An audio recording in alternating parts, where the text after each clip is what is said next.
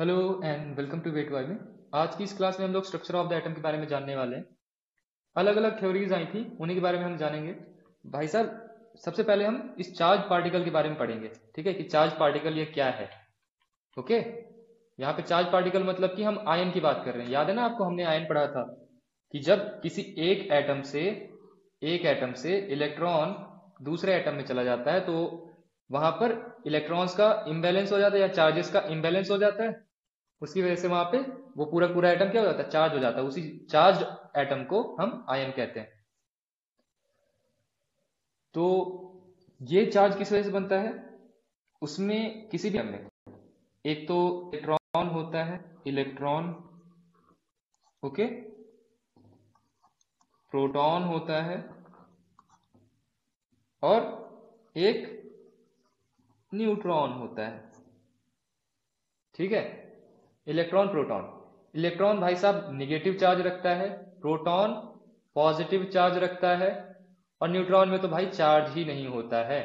ठीक है, बड़ी बड़ी बातें बता देता हूं कि ये जब हम एटॉमिक नंबर किसी भी एलिमेंट का कहते हैं ना, तो उसमें हम नंबर ऑफ प्रोटॉन्स की गिनती कर लेते हैं और बता देते हैं कि भाई साहब इतना है इसका एटॉमिक नंबर। ओके, और जब हम एटॉमिक मास की बात करते हैं तो number of protons plus number of neutrons की बात करते हैं। तो उससे क्या पता चल जाता है, एटॉमिक मास पता चल जाता है। ये सिंपल सिंपल सी बातें हो गई। इलेक्ट्रॉन किसने खोजा था? इलेक्ट्रॉन भाई साहब J Thomson. Okay, proton Rutherford ने। प्रोटॉन किसने? रदरफोर्ड। ओके, प्रोटॉन रदरफोर्ड ने। और न्यूट्रॉन, न्यूट्रॉन किसने खोजा था भाई, याद है आपको? चैडविक ने, चैडविक। ओके, जे थॉमसन के बारे में ये समझ लो भाई साहब, इतनी बस बात याद रखना कि 1906 में उन्होंने फिजिक्स का नोबेल प्राइज जीता था। कब? 1906 में। थॉमसन ने जो मॉडल दिया था यहाँ पे एटम का, उन्होंने बताया था कि अगर हम एटम को वाटरमेलन के जैसा मान लें तो जो वाटरमेलन का बाहर का जो गोला है ना, वो पॉजिटिवली चार्ज पूरी तरह से है, और उसके अंदर जो बीज टाइप के होंगे उन्हीं को आप इलेक्ट्रॉन्स मान लो। ये कुछ ऐसा है, ठीक है, पॉजिटिव स्फीयर और इलेक्ट्रॉन्स, ऐसा उन्होंने बोला था। लेकिन रियलिटी में ऐसा नहीं है। ओके, और उन्होंने बताया था कि ये जो पॉजिटिवली चार्ज स्फीयर है और नेगेटिव चार्जेस है ना, इतने सारे यहाँ यहाँ यहाँ यहाँ यहाँ, तो इनमें जो ताकत है ना या फिर जो मैग्नीट्यूड है वो बराबर है, इक्वल है मैग्नीट्यूड। तो उसकी वजह से ये पूरा पूरा एटम कैसा हो जाता है, इलेक्ट्रिकली न्यूट्रल हो जाता है। ओके, फिर इसके बाद यहाँ पे रदरफोर्ड ने इनकी कमियों को दूर करने की कोशिश करी। उन्होंने क्या किया कि एक ये गोल्ड की फॉइल ली, उस पर अल्फा पार्टिकल्स बरसाए। अब अल्फा पार्टिकल्स ही क्यों बरसाए भाई, या फिर गोल्ड की लेयर ही क्यों ली? क्योंकि गोल्ड की जो पतली लेयर थी उन्होंने जो ली थी, वो लगभग लगभग 1000 एटम्स की थिकनेस के बराबर थी। और जब उन्होंने अल्फा पार्टिकल्स बरसाए थे तो अल्फा पार्टिकल्स का यहाँ पे वजन कितना था, 2 हीलियम के एटम्स के बराबर। अब एक हीलियम एटम का एटॉमिक मास कितना होता है, 2 यूनिट होता है। तो 2 हीलियम के पार्टिकल्स कितना हो जाएंगे, 4 यूनिट के मास के बराबर हो जाएंगे, है ना, 4 यूनिट के मास के बराबर हो जाएंगे। अब उन्होंने ऐसा सोचा कि ये मान लो अगर इलेक्ट्रॉन्स हैं, ओके, ये इलेक्ट्रॉन्स हैं, बीच में आपको इलेक्ट्रॉन्स दिख रहे हैं, ऐसा उनका मानना था थॉमसन का, कि ये बीच बीच में इलेक्ट्रॉन्स हैं। तो उन्होंने जब अल्फा पार्टिकल्स यहां से बरसाए तो उनको लगा कि अगर अल्फा पार्टिकल्स यहां से जाएंगे, अल्फा पार्टिकल्स कैसे हैं, पॉजिटिवली चार्ज हैं, इलेक्ट्रॉन्स निगेटिवली चार्ज हैं। अब मुझे पता है कि जो अनलाइक चार्जेस होते हैं वो एक दूसरे को अट्रैक्ट करते हैं। तो ये जो अल्फा पार्टिकल्स ऐसे जाने चाहिए थे, उनको लगा कि भाई ये डिफ्लेक्ट कर जाएंगे, अपना रास्ता बदल लेंगे। लेकिन रियलिटी में ऐसा हुआ नहीं। तो उनको इससे क्या लगा, भाई साहब कुछ तो यहाँ पे इनकी थ्योरी में गड़ है, उसको चेंज करते हैं। अब इन्होंने जब बरसाया अल्फा पार्टिकल्स को, तो कुछ यहाँ पे बात पता चली कि जो फास्ट मूविंग अल्फा पार्टिकल्स थे वो ज्यादातर तो यहाँ पर गोल्ड फॉइल से बड़े आराम से पार हो गए। कुछ अल्फा पार्टिकल्स थोड़ा बहुत एंगल से यहाँ पे डिफ्लेक्ट हो गए। ये देखो यहाँ पे, ये यहाँ पे जा रहा था, यहाँ पे मुड़ गया, है ना। और कुछ ऐसे थे कुछ केसेस कि ये यहाँ पे ऐसे गया और इसी रास्ते वापस चला आया। बहुत ही कम ऐसे अल्फा पार्टिकल्स थे। तो इससे उनको क्या पता चला कि ज्यादातर जो स्पेस है इस एटम में वो खाली है, और जो पॉजिटिवली चार्ज सेंटर है उसको हम न्यूक्लियस कहते हैं। एटम के बीच में खाली स्पेस है और वहीं उसी खाली स्पेस के बीच में क्या है, न्यूक्लियस है जो कि पॉजिटिवली चार्ज है। और लगभग लगभग सारा का सारा मास ऑफ एटम कहां पे होता है, इसी न्यूक्लियस में होता है ना। न्यूक्लियस में क्या होता है, प्रोटॉन होता है और न्यूट्रॉन होता है। दो ही चीजों से मिलकर के तो न्यूक्लियस बनता है ना।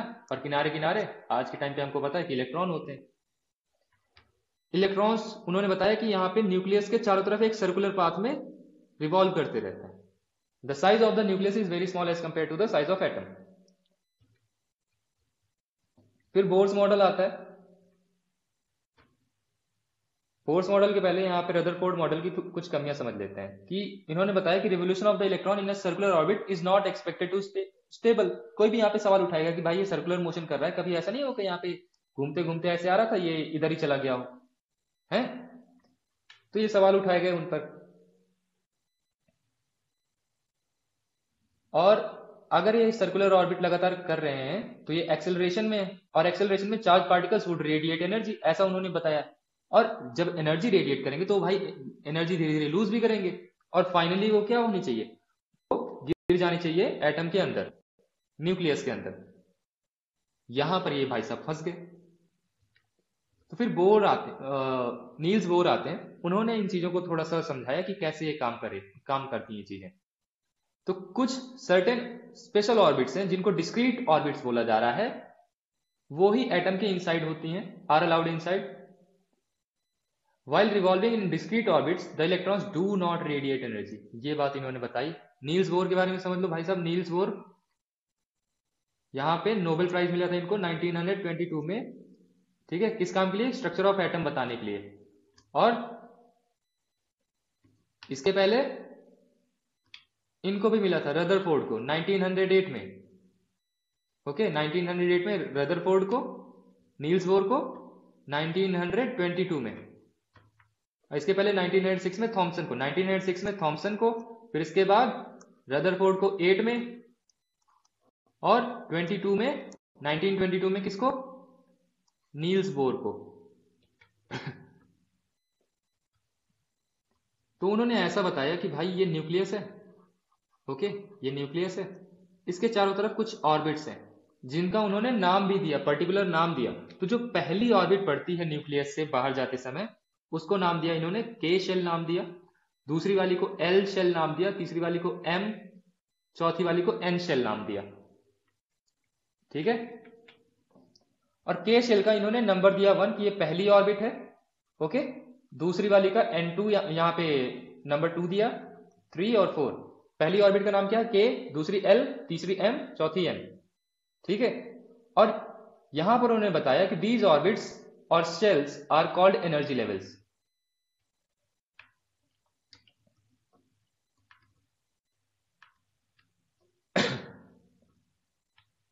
तो 1932 में चैडविक जी आते हैं। चैडविक भाई साहब ने एक और सब एटॉमिक पार्टिकल ढूंढ निकाला जिसका यहाँ पे जो मास था वो लगभग लगभग प्रोटॉन के बराबर था, ओके। तो न्यूट्रॉन और प्रोटॉन इनका मास बराबर होता है, जबकि इलेक्ट्रॉन और प्रोटॉन का चार्ज बराबर होता है, जस्ट नेचर डिफरेंट होता है।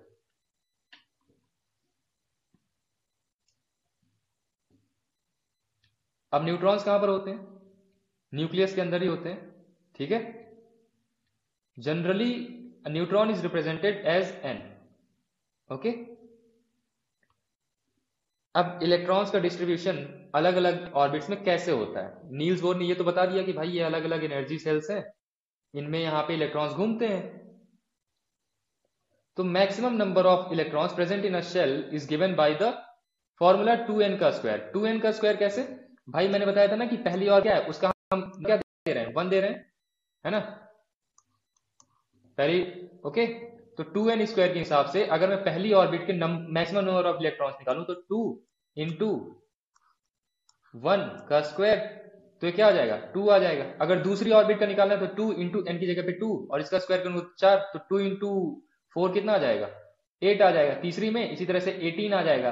तो यहां पे क्या लास्ट में बनता है कि 2 8 18 और 32। के शेल में कितने 2, एल में 8, एम में 18, एन में 32। ठीक है, maximum number of electrons that can be accommodated in the outer most orbit is 8, ऐसा उन्होंने बताया। इलेक्ट्रॉन्स किसी भी गिवन शेल में यहां पे अकोमोडेट नहीं होते हैं unless the inner shells are filled, यानी कि यहां पे ये आप देख रहे हो के शेल है, के में कितने आने चाहिए मैक्सिमम 2। यहां पर अगर सिर्फ एक ही इलेक्ट्रॉन है और आप चाहो, आप सोचो कि यहां पर दूसरा इलेक्ट्रॉन सीधे यहां पर आ जाए बगैर यहां पे के शेल को भरे, ऐसा नहीं हो सकता है। ठीक है, ये बात भी उन्होंने बताई। वैलेंसी की बात कर लेते हैं। तो वैलेंसी क्या होता है कि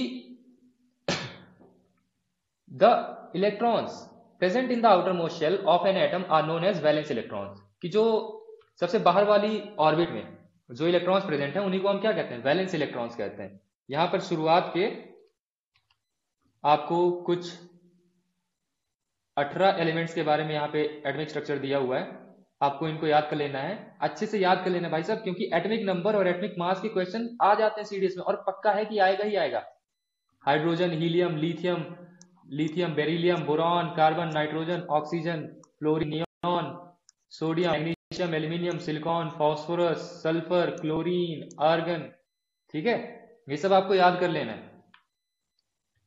तो बोरबरी स्कीम के हिसाब से जो आउटर मोस्ट इलेक्ट्रॉन्स हैं, 2 इलेक्ट्रॉन्स हैं in its outermost shell and all other elements have 8। ठीक है, जो पहला शेल है, ये पहला शेल है, इसमें मैक्सिमम 2 इलेक्ट्रॉन्स हो सकते हैं। जो दूसरा शेल है इसके बाद जितने भी इलेक्ट्रॉन्स है ना उनमें मैक्सिमम 8 इलेक्ट्रॉन्स ही हो सकते हैं। ठीक है, ओके।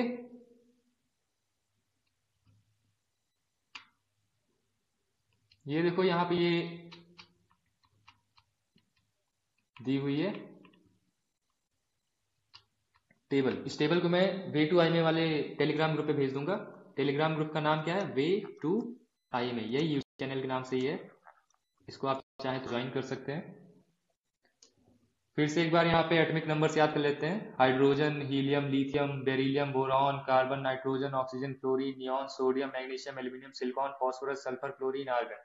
ये शुरुआत के 18 हैं, इनको तो भाई याद कर ही लेना है। कुछ और हैं जो कि मैं उनका atomic number time to time बताता रहूंगा। तो वैलेंसी क्या होती है यहां पर देखो, जैसे कि हम ले लेते हैं नाइट्रोजन को ले लेते हैं। अब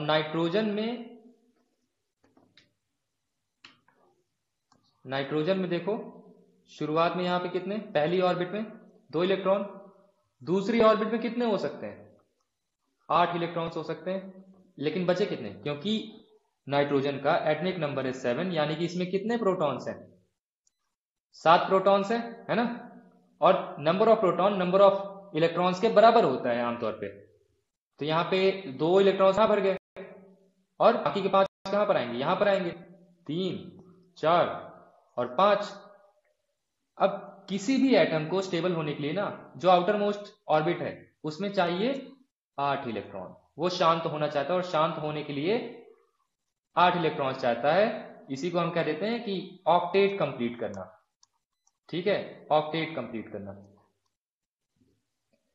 अब इसमें देखो 5 इलेक्ट्रॉन्स हैं, 3 इलेक्ट्रॉन्स इसको कहीं और से मिल जाएं तो भाई साहब ये क्या हो जाएगा, ये शांत हो जाएगा और इसकी क्या हो जाएगी इसकी ऑक्टेट कंप्लीट हो जाएगी।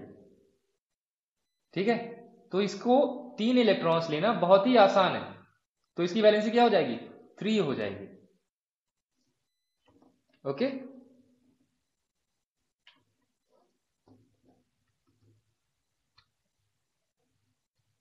तो ये इसकी वैलेंसी है। अब वैलेंसी के बारे में कुछ और यहां पे समझ लेते हैं। ये जो कि इसकी आउटर मोस्ट, ये एक एटम है, ठीक है, इसको सोडियम बना लेते हैं, सोडियम, और इसको क्लोरीन बना लेते हैं। तो सोडियम में कितने, सोडियम का एटॉमिक नंबर क्या होता है 11, क्लोरीन का कितना होता है 7 होता है, वो 17 होता है सॉरी। तो बोर बरी स्कीम के हिसाब से 2, 8 और 1 इतना आएगा इसका इलेक्ट्रॉनिक कॉन्फ़िगरेशन, और क्लोरीन का 2, 8, 7 आएगा। दोनों ही चाहते हैं कि इनकी आउटर मोस्ट ऑर्बिट में कितने हो जाएं, 8 इलेक्ट्रॉन हो जाएं, ये अपना ऑक्टेट कंप्लीट कर लें। तो इसकी आउटर मोस्ट ऑर्बिट में सपोज करो यही आउटर मोस्ट ऑर्बिट है, तो यहां पर 1 इलेक्ट्रॉन हो गया, यहां पर 7 इलेक्ट्रॉन है।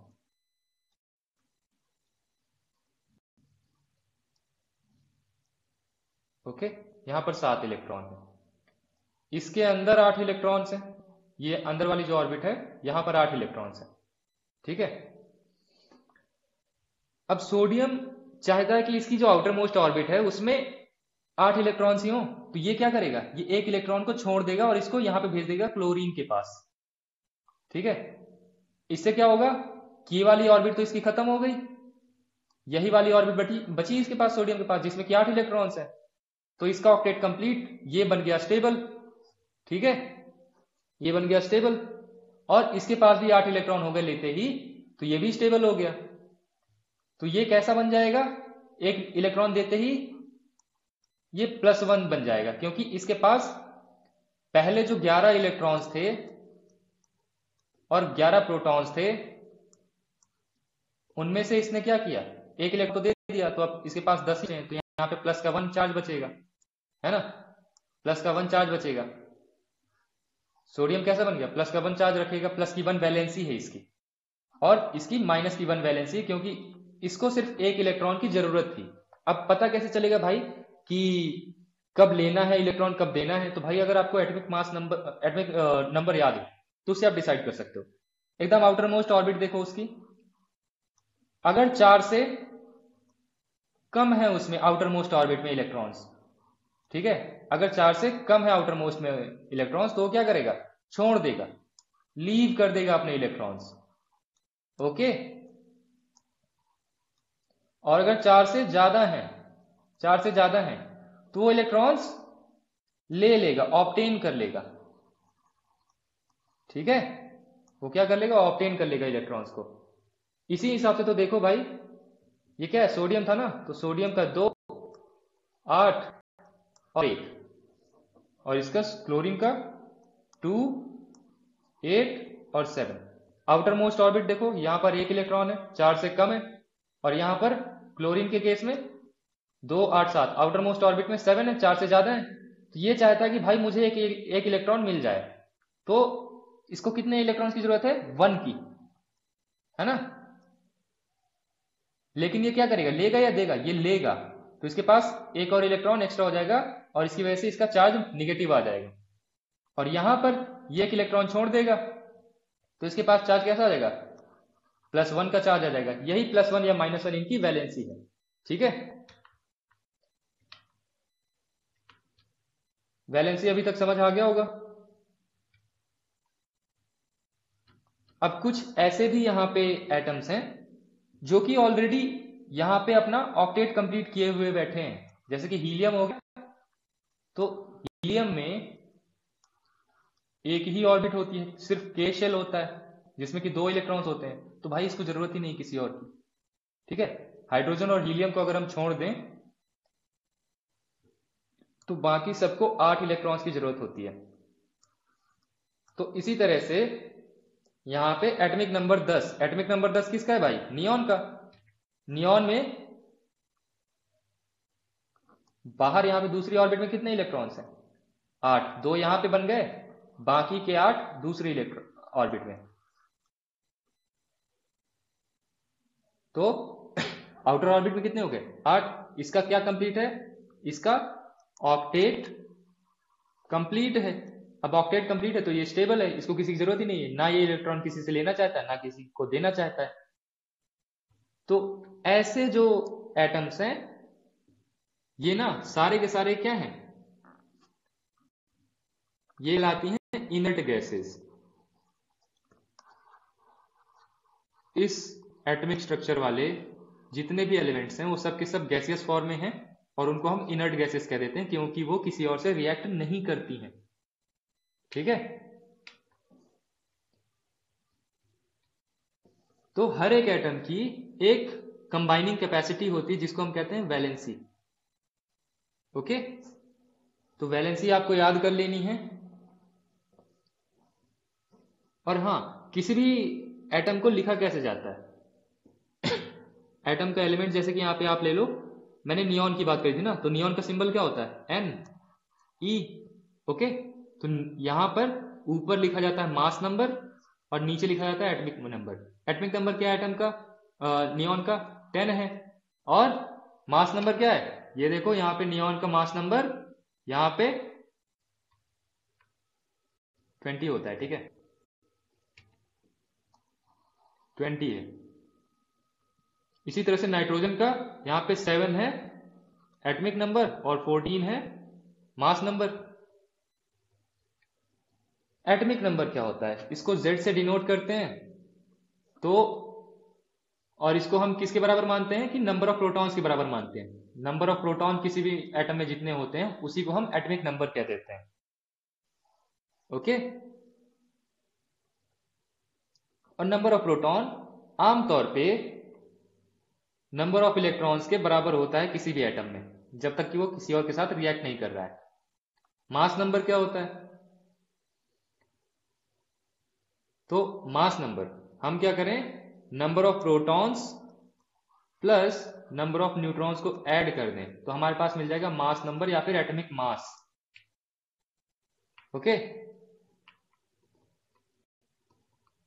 अब यहाँ पे कार्बन का यहाँ पे जैसे एग्जांपल दिया हुआ है तो कि कार्बन में 6 न्यूट्रॉन्स होते हैं 6 प्रोटॉन्स होते हैं, तो इन दोनों को 6 यूनिट मिला करके 12 यूनिट का इसका एटॉमिक मास बन गया।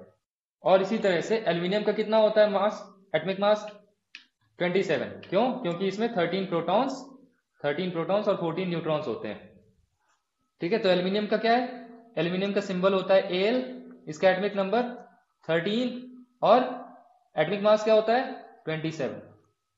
13 यहाँ पे मतलब क्या है कि यहाँ पे 13 प्रोटॉन्स है, ठीक है, पॉजिटिव चार्ज, और 27 यहाँ पे मास नंबर है, इसका मतलब है कि 13 यहाँ पे ये तो थे ही प्रोटॉन्स और 14 क्या थे, न्यूट्रॉन्स थे। याद रखना इसके बारे में। अब आइसोटोप्स के बारे में समझ लेते हैं। आइसोटोप्स क्या होते हैं, हमारी नेचर में ना कई सारे ऐसे एलिमेंट्स हैं जिनमें की एटॉमिक स्ट्रक्चर थोड़ा सा डिफरेंट होता है बस। कुछ ऐसे एलिमेंट्स हैं जिनका एटॉमिक नंबर तो सेम है बट मास नंबर अलग अलग है। एग्जांपल के लिए हाइड्रोजन एटम को ले लेते हैं अगर, तो हाइड्रोजन के 3 स्पीसीज होते हैं, एक तो प्रोटियम, ड्यूटीरियम, ट्राइटियम। जो प्रोटियम है इसको 1H1 बोला जाता है, 1H1 लिखा जाता है। ड्यूटीरियम को 1H2 लिखा जाता है, या फिर डी से, जो हैवी वाटर होता है ना वो ड्यूटीरियम का ही बना होता है, D2O लिखते हैं उसको। ठीक है, ट्राइटियम 1H3 या जिसको हम T लिखते हैं। तो यहां पर देखो 1H1, इसका मतलब क्या है कि यहां पे एक प्रोटॉन है और न्यूट्रॉन भी कितना है, न्यूट्रॉन इसमें 0 है, क्योंकि भाई यहां पर मास नंबर 1 ही दे रखा है और मास नंबर में प्रोटॉन तो जरूर ही होगा। इसमें न्यूट्रॉन 0 होता है हाइड्रोजन में। जब हम ड्यूटीरियम की बात करते हैं ना तो इसमें एक न्यूट्रॉन एक प्रोटॉन होता है, और वही चीज ट्राइटियम में बदल जाती है। कार्बन के भी ऐसे ही केसेस हैं कि कार्बन यहाँ पे एटॉमिक नंबर तो 6 है लेकिन इसके एटॉमिक मासेस 2 हो सकते हैं, या तो 14 या फिर 12। तो एक को C12 कहते हैं, ठीक है, कार्बन 12, एक को C14 कहते हैं। ठीक है, क्या कहते हैं, C14 कहते हैं। ठीक है, क्लोरीन के आइसोटोप के बारे में इस बार सवाल आया था तो इसको अच्छे से रट लो। क्लोरीन का यहाँ पे एटॉमिक नंबर क्या है, 17 है। ओके, क्लोरीन का एटॉमिक नंबर 17 है।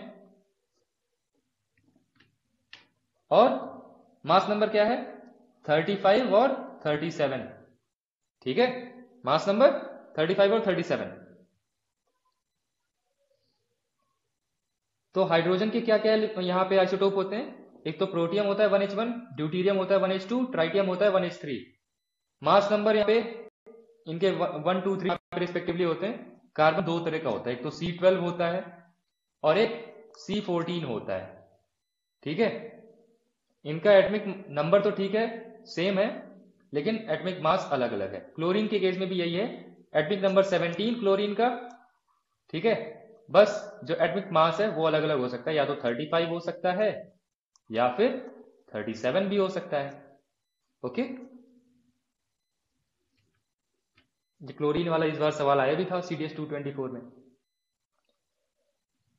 अब दिक्कत ये फंसती है कि अगर ऐसा है जैसे हाइड्रोजन है, तो हाइड्रोजन के जो तीनों आइसोटोप है ना वो अलग अलग पाए जाते हैं, कि अगर आप हाइड्रोजन ले रहे हो तो हाइड्रोजन ही होगा 1H1 वाला, और ड्यूटीरियम ले रहे हो तो ड्यूटीरियम ही होगा 1H2 वाला।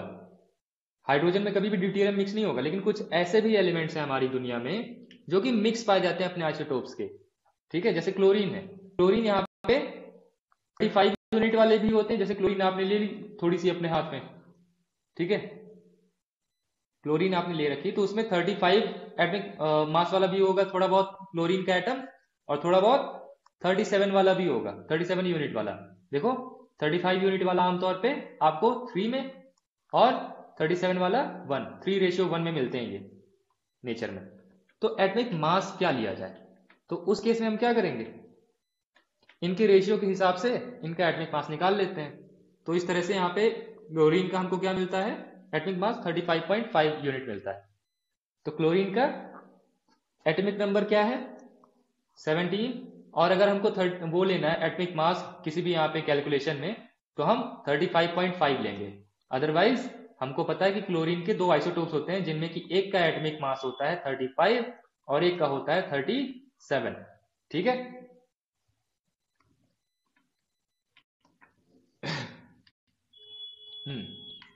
तो इनके एप्लीकेशंस क्या है भाई, एप्लीकेशंस इन पर भी यहाँ पे सीडीएस में सवाल पूछ सकता है कि अगर आप आइसोटोप लेते हैं यूरेनियम का तो उसको आप फ्यूल की तरह यूज करते हैं, ठीक है,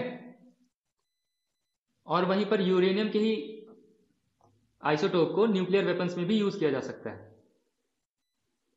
आइसोटोप अगर आप कोबाल्ट का लेते हैं तो वो कैंसर को यहाँ पे ठीक करने में यूज किया जाता है, कोबाल्ट 60, ठीक है, कोबाल्ट 60 ये वाला यूज किया जाता है कैंसर को ट्रीट करने में, ओके। और आयोडीन को आप, आयोडीन के आइसोटोप को ग्वाइटर, घेंघा जिसको हिंदी में बोलते हैं ना, घेंघा, जो हिंदी मीडियम के हैं उन्हें पता होगा ये। आइसोबार क्या होता है भाई, आइसोटोप, देखो ये वर्ड समझ लो, आइसो, आइसो मतलब कि सेम, ठीक है। तो आइसोटोप हम बात करेंगे तो वहां पे एटमिक नंबर वहां पे सेम होगा, ठीक है, वहां पे एटमिक नंबर सेम होगा,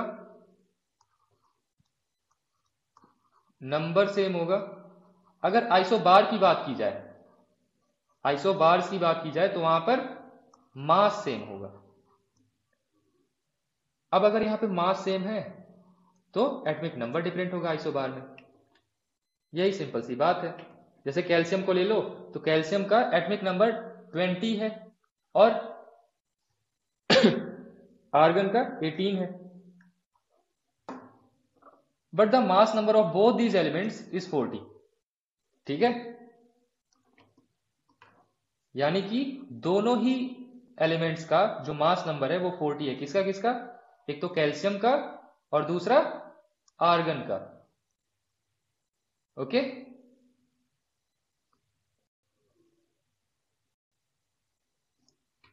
लेकिन इनके क्या है, यहां पर एटमिक नंबर डिफरेंट डिफरेंट है। कैल्शियम का क्या होता है 18 होता है और इसका 20 होता है।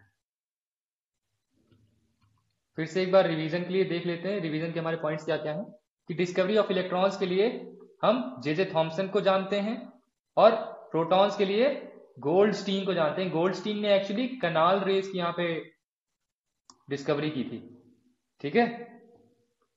जे थॉमसन ने बताया कि जो इलेक्ट्रॉन्स हैं वो एक पॉजिटिव स्फीयर में गड़े हुए हैं, ठीक है, एम्बेडेड हैं।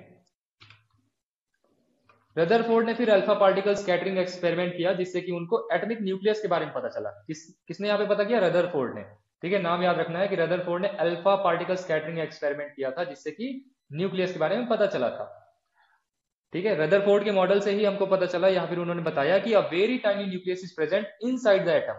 तो न्यूक्लियस यहाँ पे किसने पता? रदरफोर्ड ने। और इलेक्ट्रॉन्स यहाँ पे उस न्यूक्लियस के अराउंड घूमते रहते हैं। Stability of the atom could not be explain by this model. यही इस मॉडल की प्रॉब्लम थी कि यहाँ पे stability of the atom Rutherford के द्वारा बताई नहीं जा सकती। फिर नील्स बोर आते हैं, उन्होंने यहाँ पे इसी मॉडल को थोड़ा सा रिफाइन किया और उन्होंने बताया कि डिफरेंट डिफरेंट शेल्स में अलग अलग यहाँ पे एनर्जी लेवल्स होते हैं, नेमली के, एल, एम, एन। के शेल में मैक्सिमम 2 इलेक्ट्रॉन्स हो सकते हैं, एल शेल में 8 हो सकते हैं, एम में 18 हो सकते हैं, एन में 32 हो सकते हैं। 2, 8, 18, 32 ये आपको याद रखना है, ठीक है।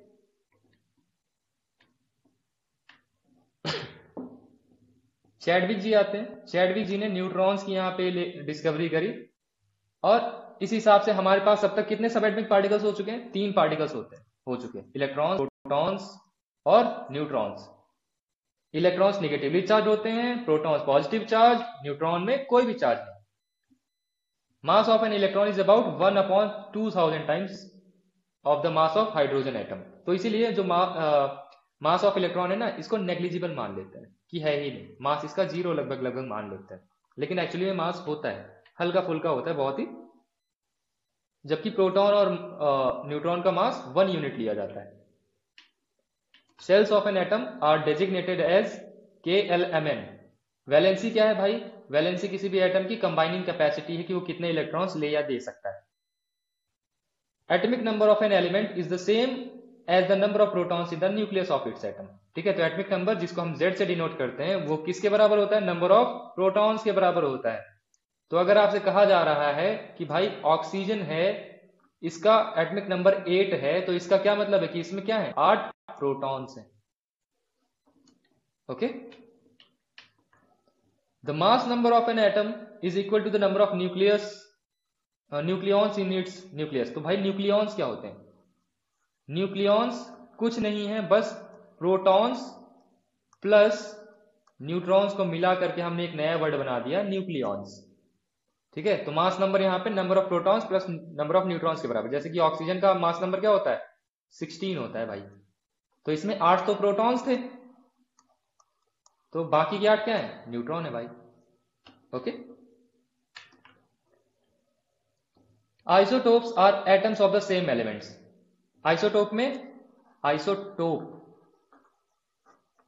यहां पे क्या बराबर है? क्या सेम है? आइसो मतलब सेम ना, क्या सेम है? Number, mass number, sorry atomic number.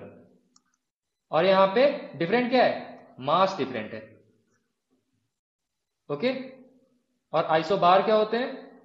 Isobar जिसमें कि मास तो सेम है बट एटॉमिक नंबर डिफरेंट है, ओके। आइसोटोप्स में यहां पे जैसे कि क्लोरीन के बारे में बताया गया था कि क्लोरीन का यहां पे एटॉमिक नंबर 17 होता है, बट ये जो एटॉमिक मास है 35 या 37 हो सकता है, कुछ भी हो सकता है, ओके। हाइड्रोजन के केस में भी हमने यहां पे प्रोटियम, ड्यूटीरियम और ट्राइटियम के बारे में हमने जाना था। Elements are defined by the number of the protons they possess, ठीक है। इतना हो गया आज की इस क्लास में, इतना ही। बाकी अगली क्लास में मिलते हैं, तब तक के लिए जय हिंद, टाटा, बाय बाय। और इस क्लास की जो भी यहाँ पे इंपॉर्टेंट टेबल्स वगैरह हैं उनको मैं वे टू आई में वाले टेलीग्राम ग्रुप में भेज दूंगा। आप लोग सर्च कर सकते हैं, ज्यादा लोग नहीं है, 15-20 लोग ही हैं, ठीक है।